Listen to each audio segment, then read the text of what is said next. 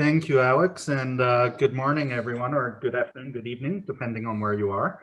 For those of you that don't know me, my name is Alan Bell. I am our Senior Vice President here at Equus Software, and we are delighted to be partnering with GM Executive on this wonderful event. I'm also delighted to be joined by Soa Oshinoiki from Nespers, as well as Kerwin. And Kerwin, thank you for such a great keynote to start the day off. You've got me fired up and inspired, so very much appreciate that. This plenary session is around the evolving role of global mobility and new ways of working. And for many of us, 2020 has seen an absolute seismic shift in how many people work, how organizations have to adapt to COVID-19. Although the transition to working from home was very fast and furious for a lot of organizations, many companies are now figuring out that working remotely is the future of work, pandemic or not. We've already seen many organizations such as Facebook, Hitachi, Google, Nationwide Insurance announce that they're moving to a more permanent work from home philosophy for parts of their organizations. In global mobility, we've spent a lot of time over the last 6 months focusing on the short-term issues. I'd like to pivot more to what do we need to do to be prepared and what do we need to have in place going forward to manage this new way of work. And maybe if I could hand that over to Kerwin to get us started with, in your view, Kerwin, as we look forward into 2021 and beyond, what do we need to have in place to manage this new way of working? A few things. Number one, most important for me is business acumen. I need to understand the why of mobility for my business and then start to understand how jobs, whether remote or office or however it is, would be impacted by everything else that's going on. I have to understand demographics. I have to get to know my customer. Where are their vulnerabilities? When the lockdown happened, did it prevent us from reaching our customers, delivering business, doing all of that? Business acumen, most important, and then translating that in terms of how, what would help them, harm them. And then at that point, then it becomes easy for me to figure out how to partner with the rest of HR, whether it's solutions for remote working, compliance, program, wellness, fostering a culture of collaboration, even when people are isolated. It's above and beyond mobility, but it's really understanding our customer first in our business. That's great. So what in your view do we need to have in place going forward? I think, just to echo what Karen was just saying, I think the ability to leverage the digital platforms that we have, looking at HR broader rather than just mobility, but kind of how does global mobility fit into the broader picture and bring together the elements of technology that will enable us to move things forward. I love the idea of the fact that what is the business desire, what is the business acumen to be able to drive this forward, understanding that, and then having digital platforms to drive that forward is going to be key for the next phase that we're looking at.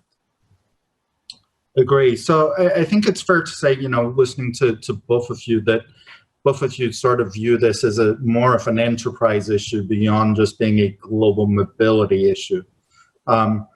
We've had many conversations in the global mobility world around getting a seat at the table. Do you have any hints, strategies, particularly at this time, about how we as global mobility can best engage with that broader organization?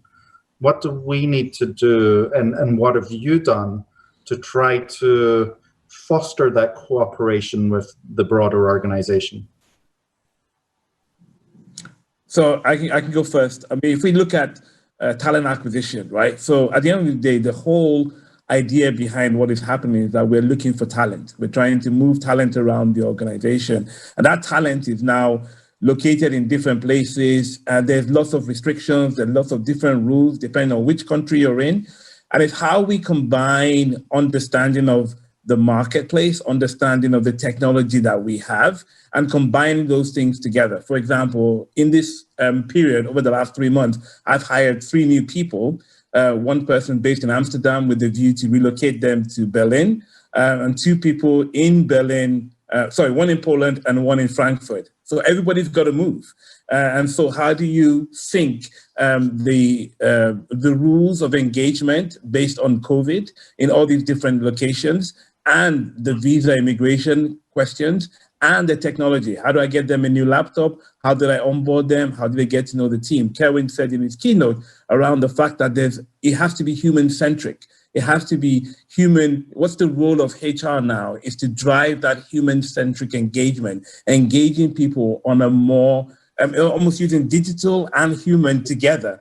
You get your laptop, you can log into it, you can either join a Teams call, but then how do you get to know your team, and how do you bring all those things together to create a connectivity that didn't exist before? We need to be more connected than ever before in this new environment.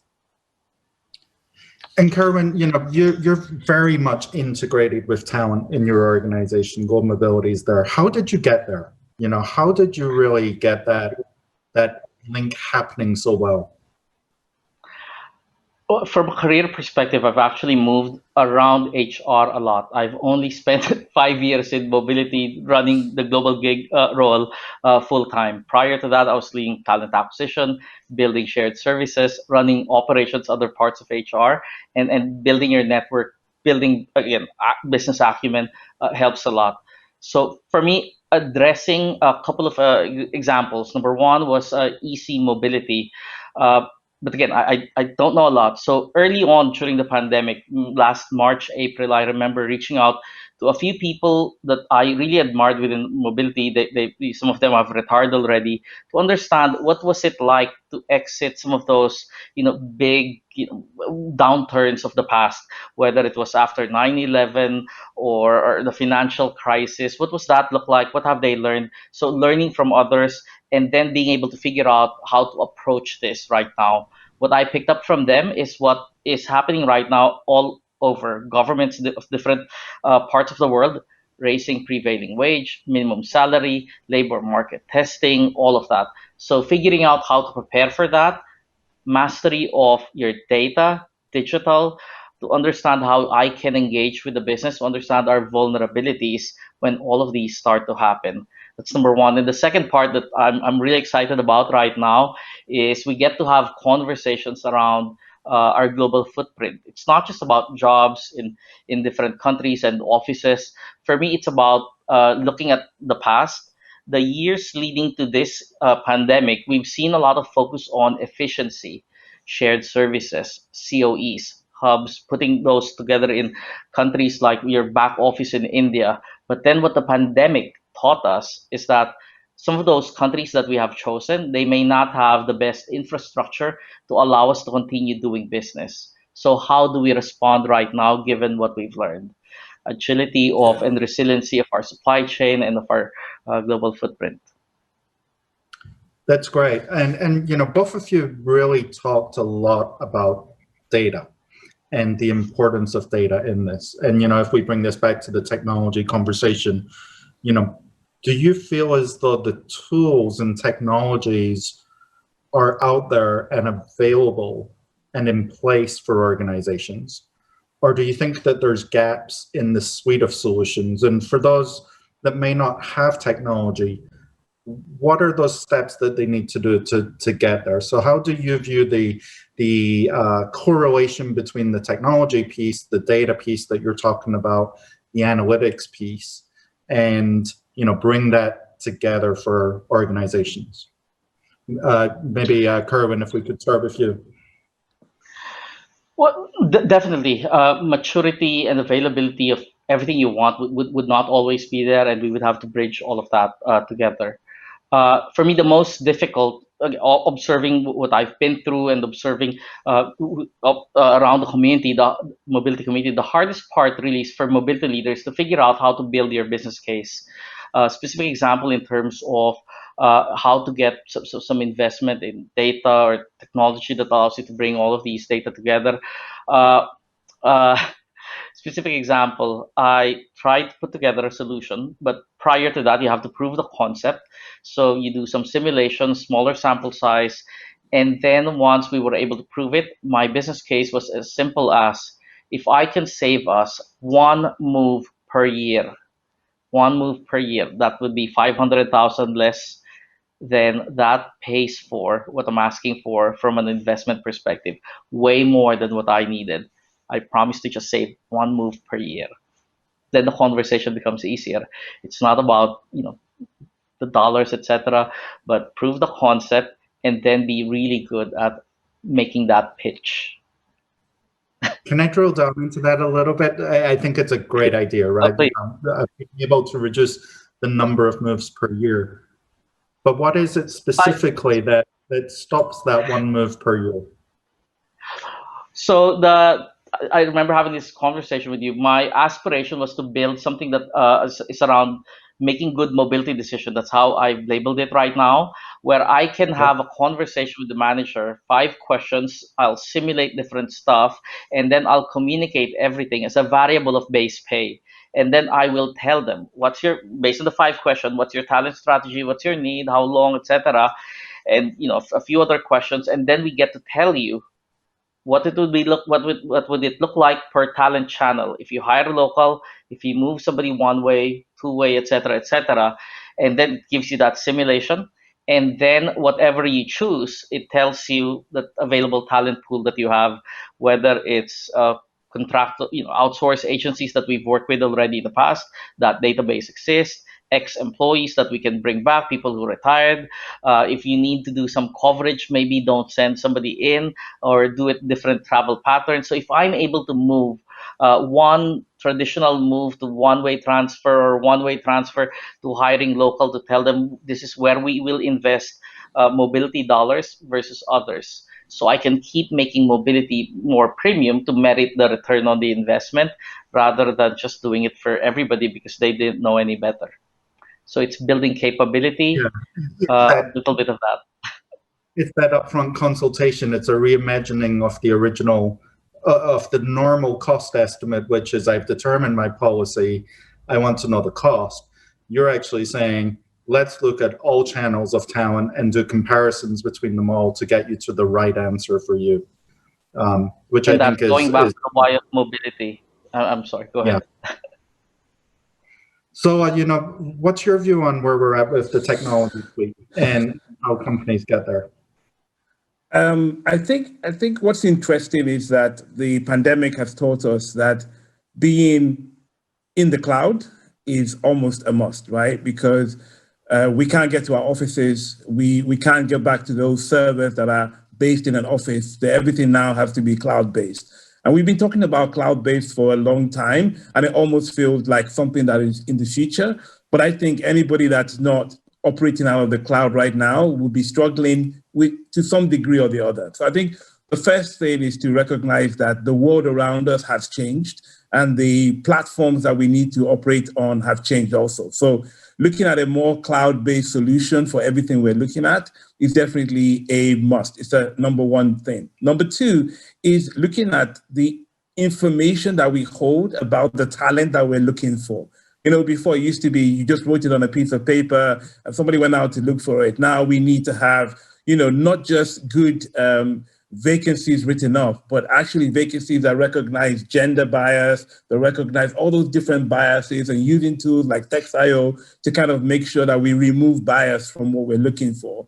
And so digitalizing the whole process from talent acquisition all the way down to the actual selection that Kerwin was talking about is a key driver. So the question you asked is, do we think we're there? There are enough tools in the marketplace today that will enable us to do some of the things we're talking about. But I do think that the nature of our business is going to require more tools to be designed and developed that are quicker, that are answering business questions. Because we used to have software because we thought, oh, we needed software. But now there are business questions that need to be asked. And therefore, we need solutions that are linked. We need systems to be linked together. Why won't a global mobility system be linked to their core HR system, linked to a payroll system? so that you can start identifying tax issues. You can start identifying, okay, if somebody moves from here to there, what's the impact? And one of the things we just discovered recently is that if you don't have your absence module attached to your HR module,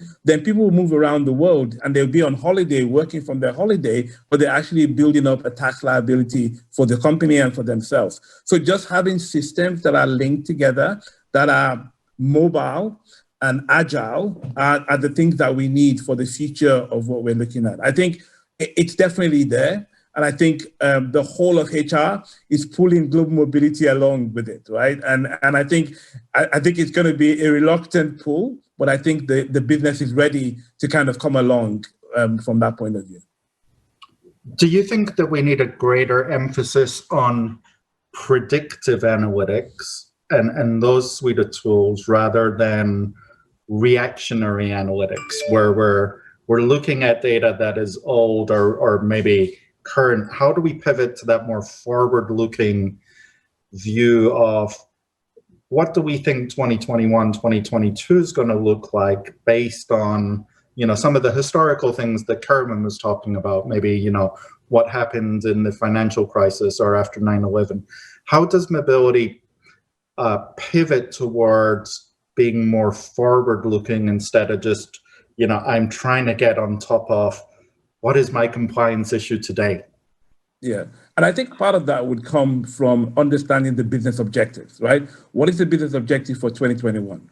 Because once you understand what the business objective is for 2021 and you have the base data in place, that's what we never used to have. We never used to have the base data to model the future. You can't model the future if you don't have the base data. If you don't know what you've done before, you can't model the future. So I think getting to having the basics right, that's my view, having the basics right is what's going to give you the platform to model the future. But the only way you can then model the future is if you are very connected to the business. It's now not just about moving talent, it's about moving talent for a business objective, which is what we always used to say. But actually now we can actually model that out. Like if the business is thinking of shutting down one location and open up another location, is there talent local, or are we going to have to move talent into there? And what kind of talent are we going to move? And what does the market actually say? I love this idea of using LinkedIn Insights, for example, to say, if I'm going to go and hire somebody in Poland, is there enough people in Poland for those kind of jobs? Or am I going to actually put an office in Poland and still have to hire people into Poland to do that piece of work? So I think using the data that's at our availability more intelligently, and like you said, predicting what is required based on a business requirement, I think is the way forward. Kevin, I don't know what you think. Well, if I could share specific examples of what we've done, because of sins of my past, when I was running TA, I would post talent from our competitors, particularly people who have just moved their one-way transfer or being repatriated back to that country because they're premium talent, they're vulnerable talent. So I've made those sins in the past when I was running TA. So when I started doing mobility, I had to pull your question. I need insights from the past, and then I need to be able to project specific things. I looked at attrition. I looked at attrition coming from individuals we have invested in via mobility and just immigration only type investment, and then compared attrition by job level, by location, by job family, and then those people in mobility and not in mobility. And then you learn stuff. So based on those insights, here is what we've done to not just be able to predict, but to also better intervene with data. So predictions doesn't happen. You get to alter that. I like being in that place. So what we've done specifically, number one, we have introduced incentives that would promote retention, combat attrition. Mm-hmm. So if we are sending you on a one-way transfer, I will set up goals at the beginning, and then those goals would be checked 12 months after. If you're still an active employee and you meet those goals, you can get paid as much as 3 months more. So what that means market-wise, competing for talent, for my competitors to poach that talent, they have to pay sign-on bonus. It becomes more expensive, harder to poach. Same thing we've done with moves. I've looked at insights of the past, assignments, extension upon extension, and then we started putting in goals again for every assignment. and then targets. If you meet those goals, you come home on time, you get paid more. If you come home earlier than scheduled, we pay you even more money. Then we are able to not just predict, but actually influence, again, how people get motivated, productivity, reduced extension, better performance against goals. It's not, I'm not in the place where I want to measure ROI. I want to be able to influence ROI. It's great.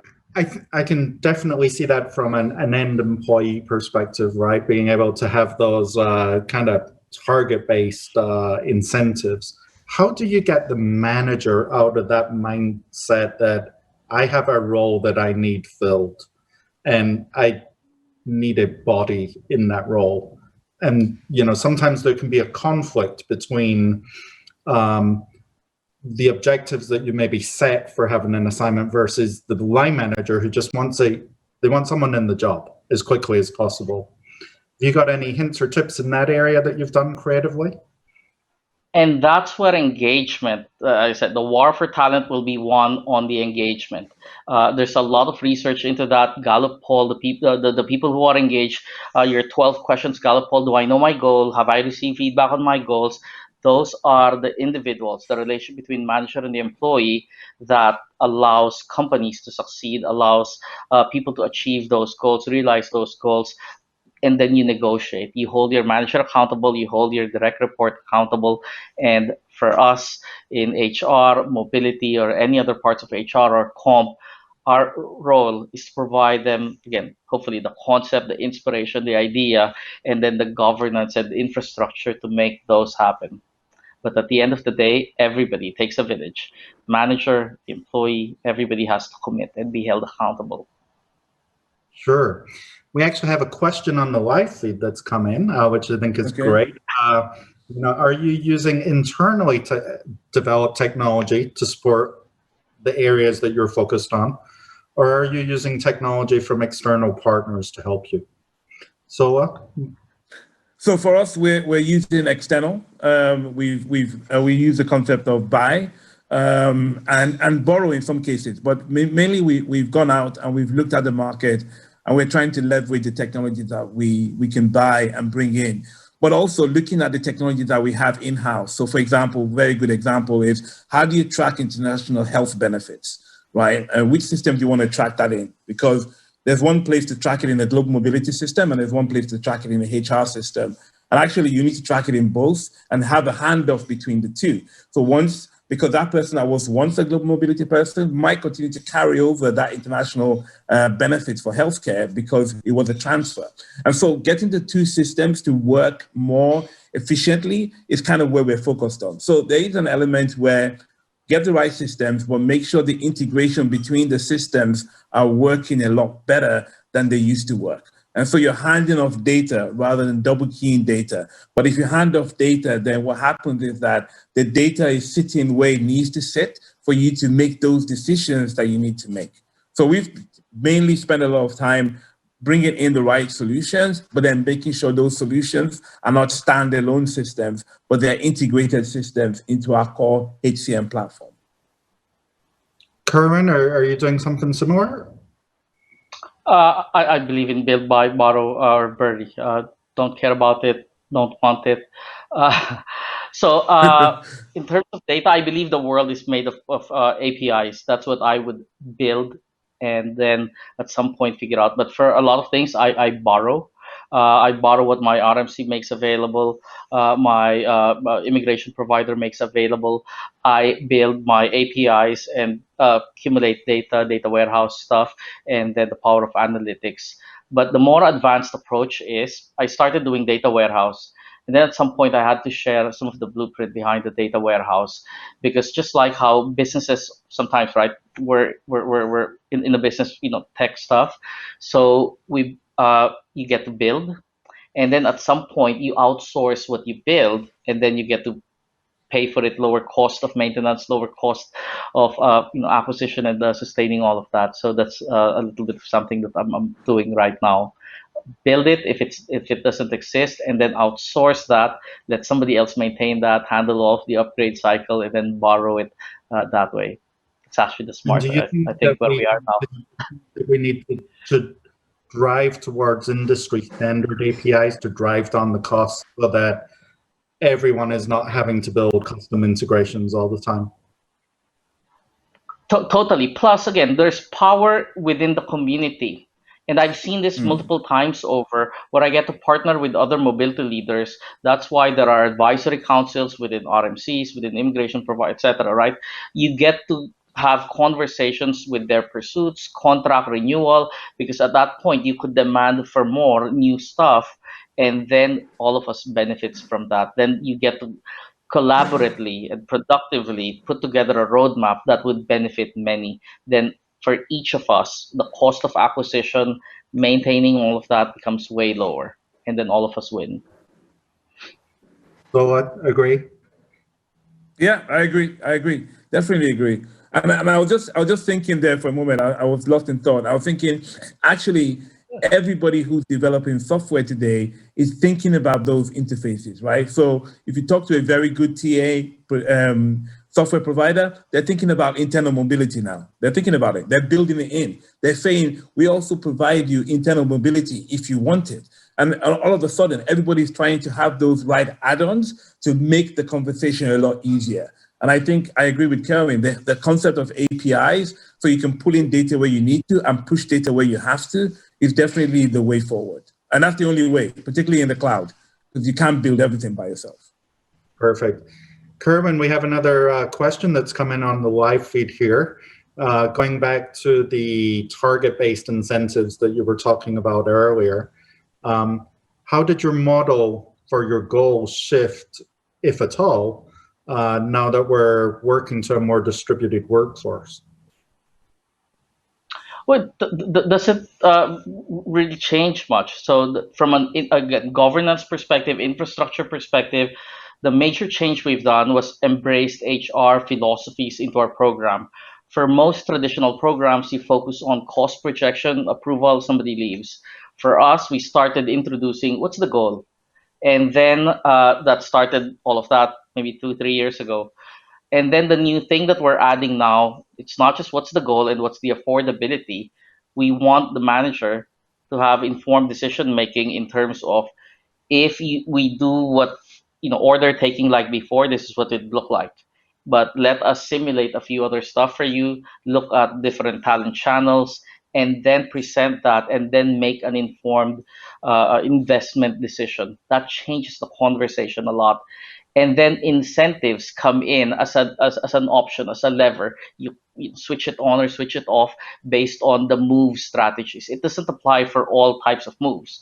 If it's for an individual that I'm trying to attract, key, deep technical, software engineer knowledge, I wouldn't make it harder for them to, for us to be able to hire them. But I would put this maybe into some revenue generating roles, where we are sending people to client locations, because I believe that everything else has slowed, but there's still a need for mobility. We are in a business where we support different US military facilities around the world. They still need people to do install, to do maintenance on site. Oil and gas will always have people traveling during better times, maybe, but people will still move and trade in investments, and would still flow. Perfect. So I'm just keeping an eye on the clock. If we had final thoughts, one or two actionable items that everyone listening to this could take away with them and start actioning right away, what would you recommend? And maybe I'll start with Sola. So my recommendation would be, look for the data, track the data, and let the data speak. Because I think data has power. If you go into a room and you talk based on data and facts, based on the technology background, of having a technology background, of managing that data, it becomes very, very powerful. And I think right now, any global mobility professional should begin to gather the data and allow the data to speak. And, let the analytics come from the data that you have. Look at your data, spend time with your data, understand your data, and then let your data speak, because then it will put you in front of many opportunities to really be credible. That's a great Kerwin? Engage with our community. Again, I don't have deep roots in mobility. There's a lot of people smarter than you are, knows a lot more things than you are. Come into conferences like this, engage with not just your providers, but other consultants, other providers, not probably in your current supply chain, but just have an open mind, have those conversations, challenge them while being open. You would come to better outcomes. A lot of the solutions I spoke about earlier came from roundtables with other mobility leaders. I did 5 of those last year.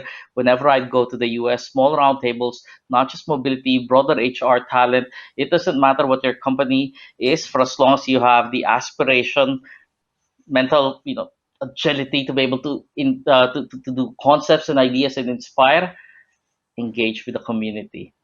That's my encouragement. Well, it's been an absolute pleasure engaging with you both today. I've learned a lot. I always do every time I engage with you. And I very much appreciate you joining us today.